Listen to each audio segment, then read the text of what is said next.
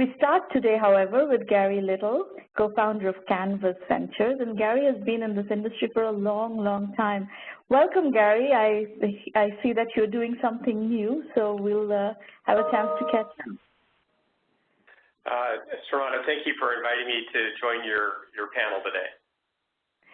Well, Gary, I think what would be great for our audience is to hear about a bit of your backstory before Canvas Ventures, and then we'll double-click down into Canvas Ventures, your positioning, what are you trying to do differently. But you have been in this business for a long time, so what have you done, what have you seen, and how has the industry changed in the long time that you've been playing in these pools?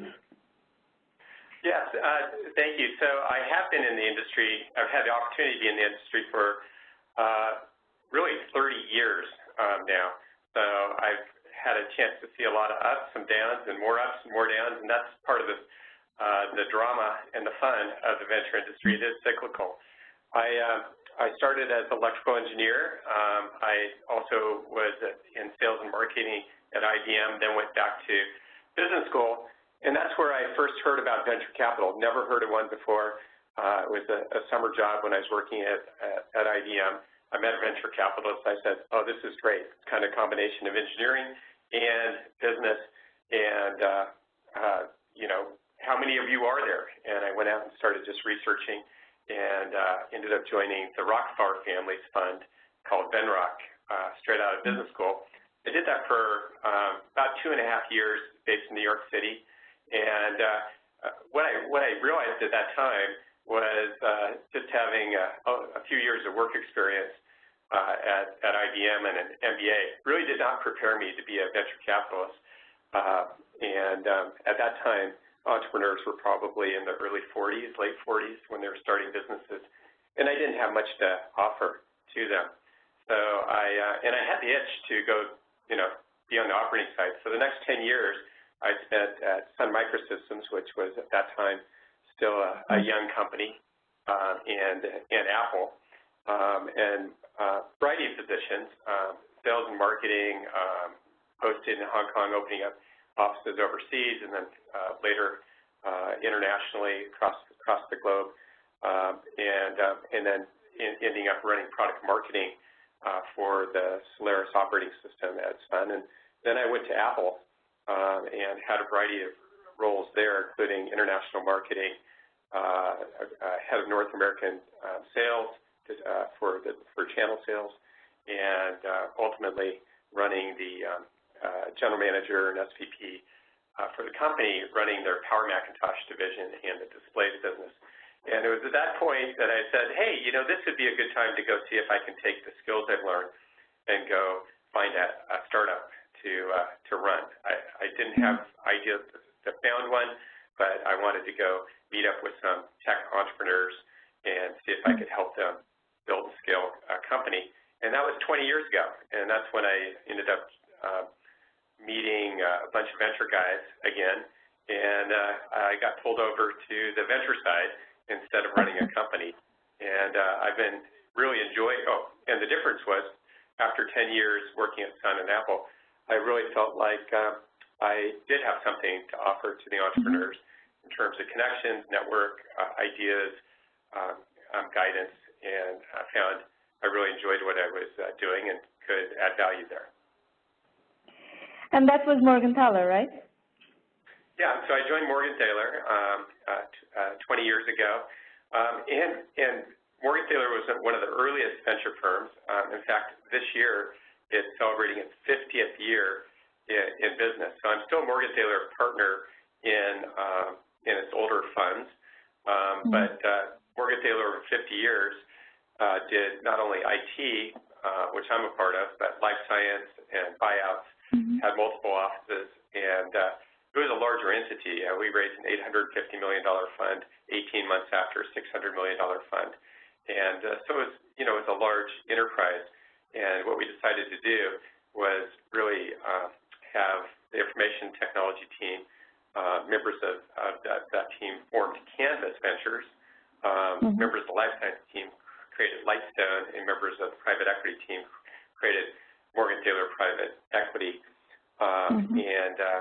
And so our inaugural fund at Canvas was in October of 2013. So we're about 4.5 years old. It was a $175 million fund. We were successful in raising our second fund of $300 million. So we're just under $500 million under management and having a lot of fun. We really focus in on Series A and Series B investments. I'd say traditional early-stage venture capital. Our investments range from, I'd say, $5 million to initial investments, $5 to $10 million. Probably the average has been about $7 million. And total investment ranges from about $10 to $20 million over the life of a company. We focus almost exclusively on software, and the business is made out of software, and that's everything from mobile and internet-based and SaaS-based companies and marketplaces. B2B, B2C, both? Both. I focus more on the B2B, and so we call it the new enterprise, as enterprise trying to reshape themselves. I look for opportunities there. I have a partner, Rebecca Lynn, who is strong in fintech and healthcare IT, and then a partner, Paul Schaub, who's strong on marketplaces. He led an investment house, which you probably heard of, which combines kind of SaaS for designers with a marketplace to buy furnishings on the back end. That's done very well, and he's been involved with helping us build our marketplace background. Rebecca was involved with Lending Club and a couple other fintech companies that have done really well. Probably the best-known companies that I've been involved with, that I'm still involved with, are MuleSoft and Evernote. So, couple of questions out of what you said. A traditional Series A today is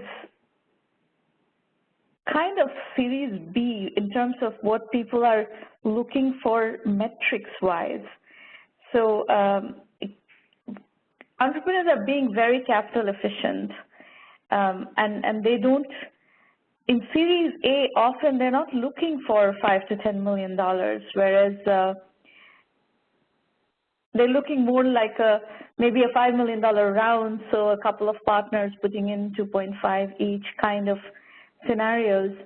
How do you parse the change in the dynamics of venture capital, what you need to have to raise a Series A, what is the definition of a Series A, and so forth?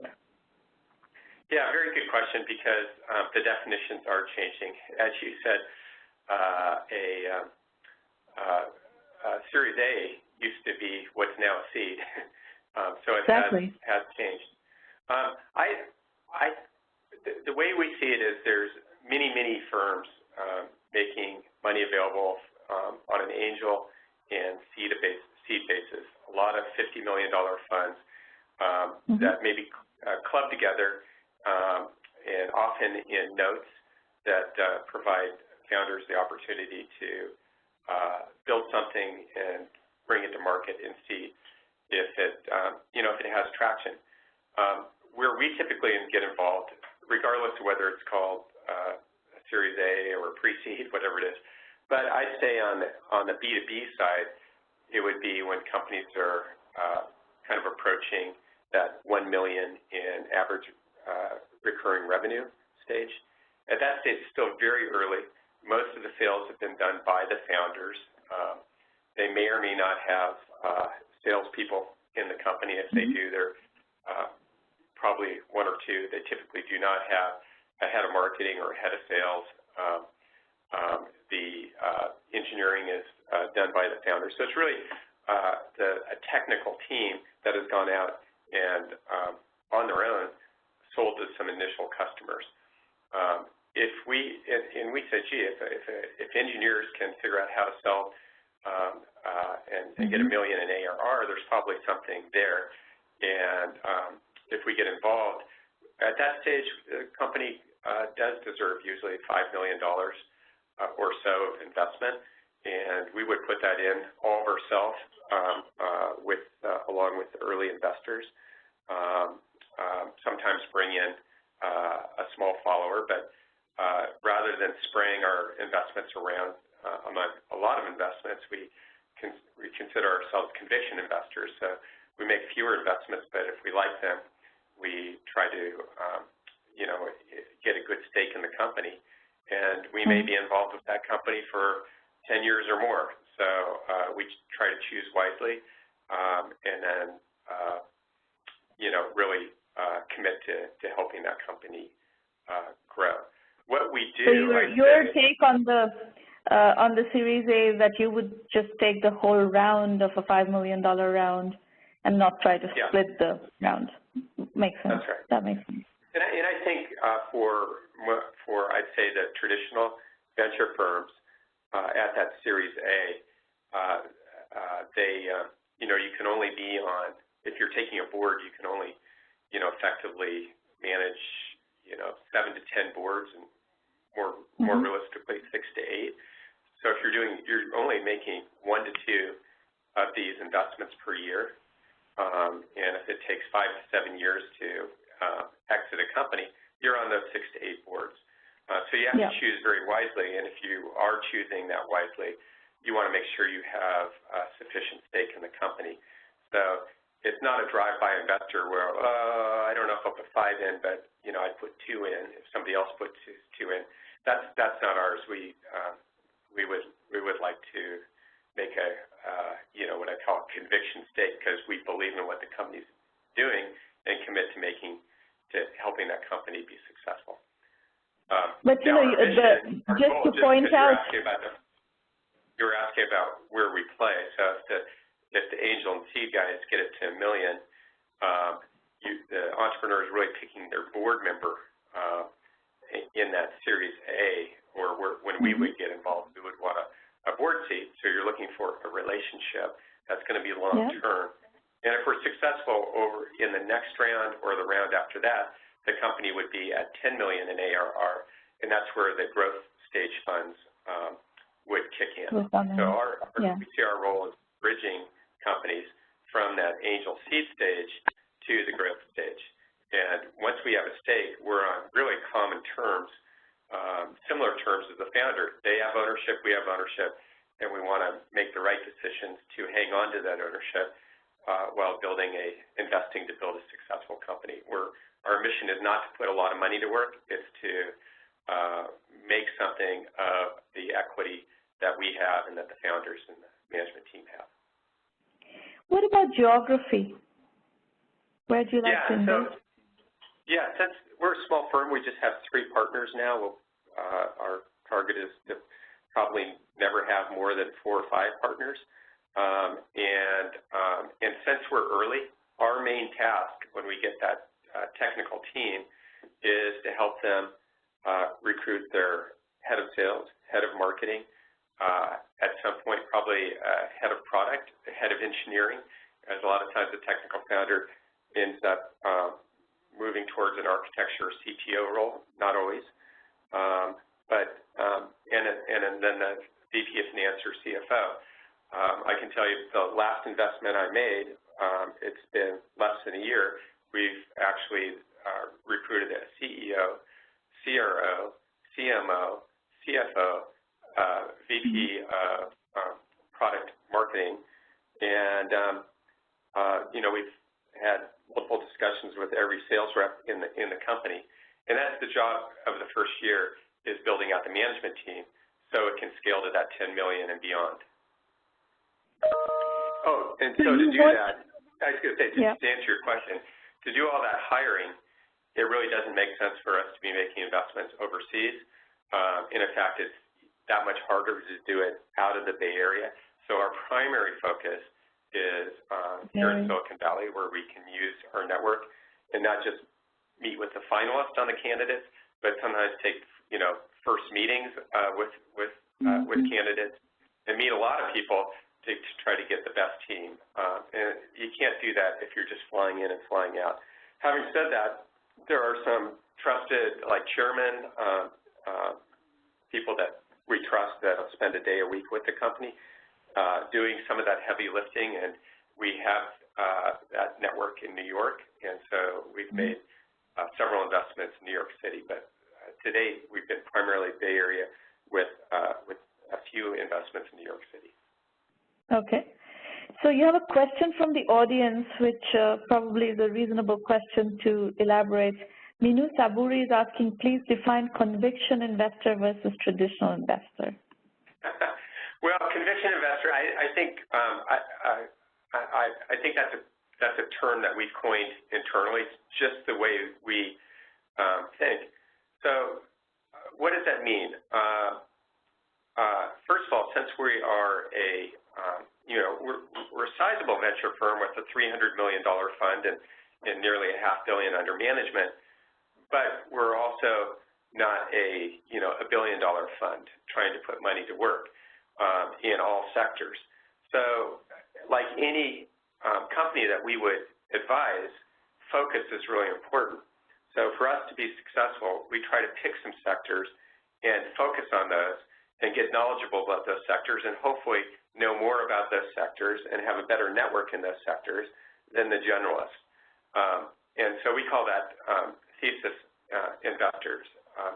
In terms of where we, the areas that we've made our largest number of investments in, they have been in what we call the new enterprise, that's the B2B, fintech, digital health, which we're lightening up on right now, and then marketplaces, which we have a heavy focus on. I'd say current trend across all of those has been the use of AI to enable opportunities there. So in those areas, we spend a lot of time, we look at a lot of companies, we try to find the company we think that has the best opportunity, which is usually the core team with a value proposition that we can build around, that can build a lasting, enduring company, and say, okay, for that one, we're going to make an outsized investment in that company. And what we mean by conviction is we're not hedging our bets by playing with 3 different companies and a little here, a little there. We try to pick the winner and put all our chips on that number, so to speak. And so that's our what are some of the highlights of your portfolio that are worth discussing in, as cases and points of your investment thesis? Yeah, so maybe the best, when people say, hey, what are you looking at, what's interesting, the easiest thing is to say what we just did. So I can tell you what my last 2 investments and more the reason why. One of the investments was a company called Kinetica, K-I-N-E-T-I-C-A, Kinetica. And Kinetica is basically it's a relational database that can basically do SQL queries natively on streamed data that's coming in at high velocity, billions of rows per minute. It can do SQL calls. If you can do SQL, you can then do things like have Tableau run natively on this database, as an example. Now, why did we make this investment? We were looking for opportunities where all this data that the world is generating, and the world is generating, I think half of the world's data has been generated in the last 2 years. So, and that's just increasing at a high rate. And we know from Facebook and Google, those companies that have the most data and can make the use of the best data win. And data is coming in from IoT devices, sensors, other computers, from the internet. And companies are just awash of data, but they have a really hard time processing it. So we were looking for both what new opportunities are enabled by data, and certainly AI machine learning is a good example of trying to do that. And so we have investments around that thesis, but also around what breaks.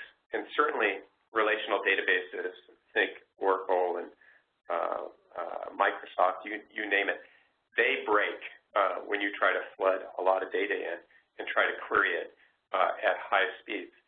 So what Kinetica did is they wrote from scratch a relational database that works on GPU chips. These are the chips that work in, run in gaming machines, that instead of having like a duo core like from Intel, 2 or 4 processors, these chips have 2,500 to 4,000 processors per chip, and Kinetica had customers that were running on 500 chips running in parallel, and 700,000 processing elements running simultaneously on billions of rows of data that it's ingesting. And we thought that was a big idea. They were landing, just with founders selling the products, at $1 million per year annual contracts. And so we said, this is very interesting. Those GPUs are going to take advantage of Moore's Law to keep up with the flood of data, but the Oracle can't rewrite their software to do this. They'll have to start from scratch if they wanted. This company has a head start, already has big customers like U.S. Postal Service with almost an 8-figure business. We hopped in and co-led the deal with a large investment with Meritech, who is actually one of those late-stage investors. We co-led it with them, and we're an early-stage investor. So we had conviction, they had conviction, and that's an example of one we have high hopes for, and it's that company I mentioned that we did all the executive team recruiting for, and it's off to the races. So, Gary, what do you think of unicorn mania? Are you chasing unicorns? What's your analysis of the Valley's desire for unicorns? Yeah, well, we've had, we don't chase unicorns. We actually try to, grow unicorns. You start with a, just kind of thinking that have the opportunity to be the initial co-lead the deal on MuleSoft. We start with things that look like mules, and we try to grow them so they have, the unicorn thing sticking out of them over time, which that company had the opportunity to turn a mule into a unicorn. So when we select companies, we try to find companies that have the opportunity to grow into be billion-dollar-plus companies. But of course, they're all starting very young.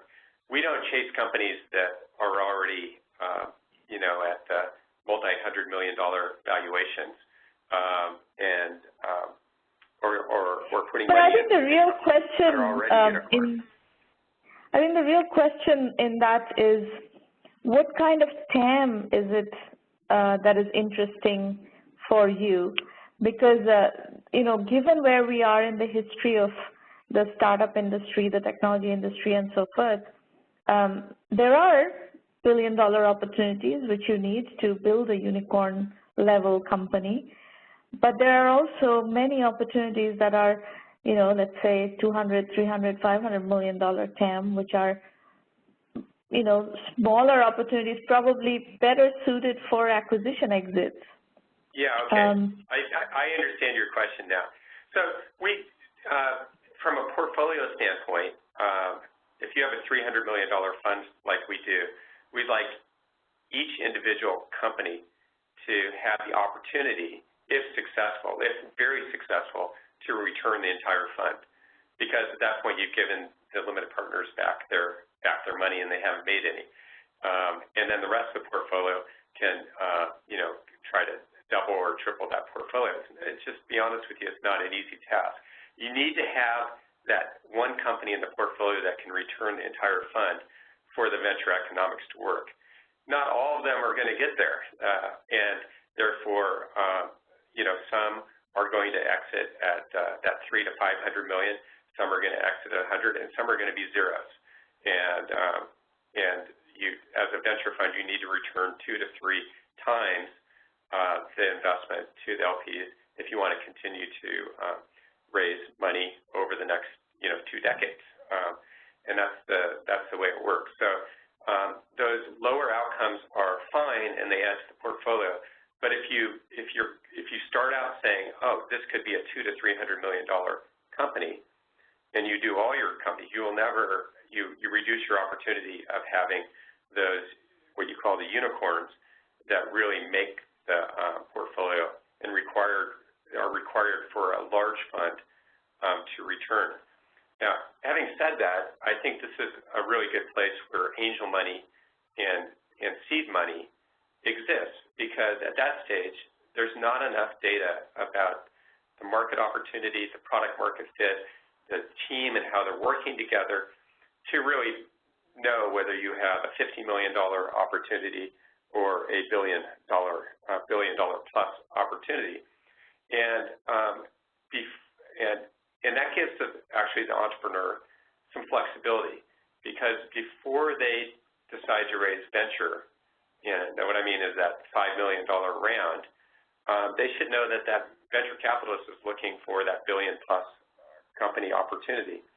And instead of pitching, unless the entrepreneur really feels that it has that opportunity and is willing to go along for a 5 to 10 year ride behind that opportunity, maybe they should just keep raising seed and angel money and keep the burn low, so that they have the flexibility to exit at a $50 million or $100 million exit with a lot of ownership, have a good outcome for themselves individually, and then move on to the next opportunity that could be that billion-dollar opportunity.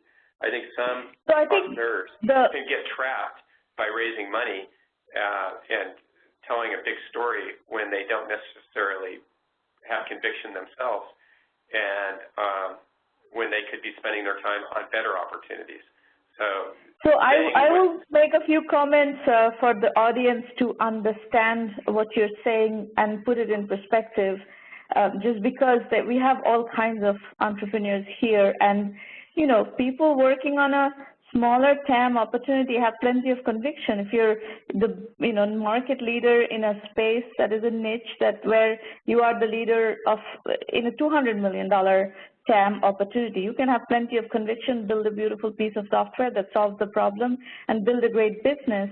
The issue is you need to do it more capital efficiently and not raise huge amounts of money, and hence if you want to raise money, you need to work with funds that are smaller funds.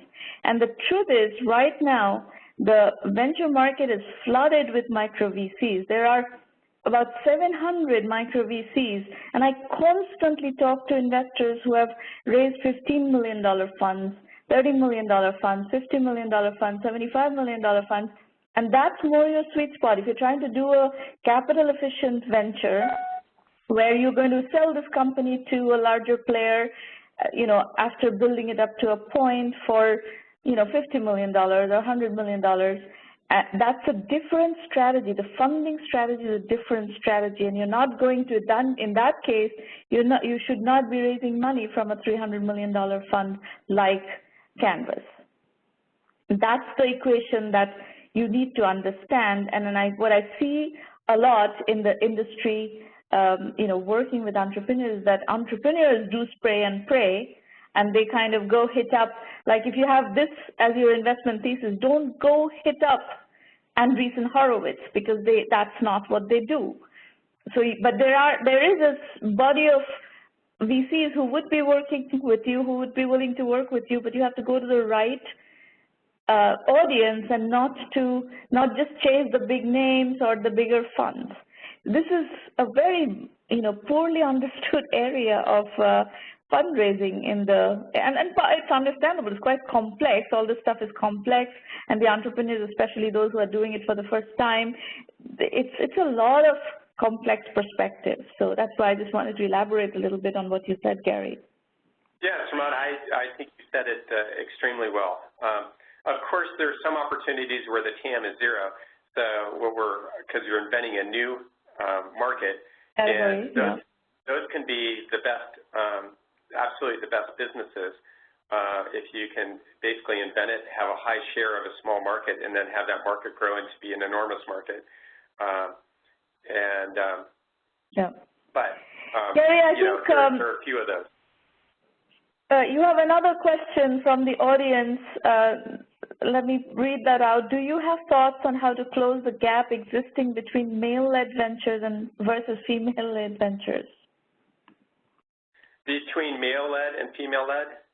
Yes. Well, that's interesting. I mentioned one of my partners is a female, one of our three. She's a co-founder, and actually was our best performing partner in our prior fund, so has earned it.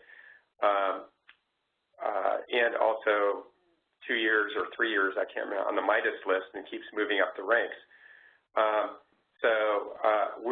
We like women entrepreneurs, and we actually have probably an outsized number of female-led entrepreneurs in our portfolio. Vida, Zola would be examples. And we don't really differentiate between a female and a male. I would say just from a math standpoint, there's many fewer female entrepreneurs that come in and that are raising money from us. So, and I think that could be because most of the businesses that we see are basically a core tech team, and there's fewer females that are graduating from getting their bachelor's, master's, and PhDs in, say, computer science. And so the number one thing that could improve that would be more females choosing, let's say, computer science, but engineering in general as their majors, because that is where the huge correlation is the highest correlation between our founders is their technical undergrad. Yeah, I fully agree with this comment, and which is why I actually don't found on this topic of why there are so few female founders, technology founders getting venture funded, because they're not founding a lot of technology companies. And why is that? Because there are not enough women with computer science backgrounds or electrical engineering backgrounds, and that's a reality. The universities are trying to address that reality, but it is still a reality, and until that equation tips, it's no point pounding on the venture capitalists, and we'll never reach equality because venture capitalists are tasked with making money. I think the bigger question, which you have answered, I think for the industry, the bigger question is there a bias against women entrepreneurs? And that question, people have very different perspectives on the topic, and it's a much bigger topic that I don't want to open up right now. Well, I'll tell you that, just to be completely honest, within our firm, when we're talking about a woman-led entrepreneur, there's no discussion. There's no discussion about, classic, is this entrepreneur going to leave and go have a baby or something? Never have those discussions. The only thing that I would say is when I meet with younger female, like Stanford's nearby, and they have a program called She Code, and we try to support those events, and we have women in tech events here, and we try to nurture. We tell them, why wait to start a company? These days, there's a lot of people start companies straight out of school, or even leave graduate programs to start programs. Why not you? Go do it now. You're in your 20s. You have 10 years, running room where you can just focus on do it now. So that'd be my advice. These days, there's enough mentoring networks like yourself and advisors. No founders have all the quivers, all the arrows, and all the toolkit tools they need to be a successful entrepreneur. They go out and they figure it out. And the core strength you need is that, product orientation and that vision, and you can build around everything else you need around that. So just go do it. Great. Well, Gary, thank you. It's a pleasure to have you, and I do have a company that will probably fit your thesis. So after we finish this session, I will email you the details. Well, thank you. It's been a pleasure being on with you. Thank you for having me, and good luck to all your entrepreneurs that might be listening to this.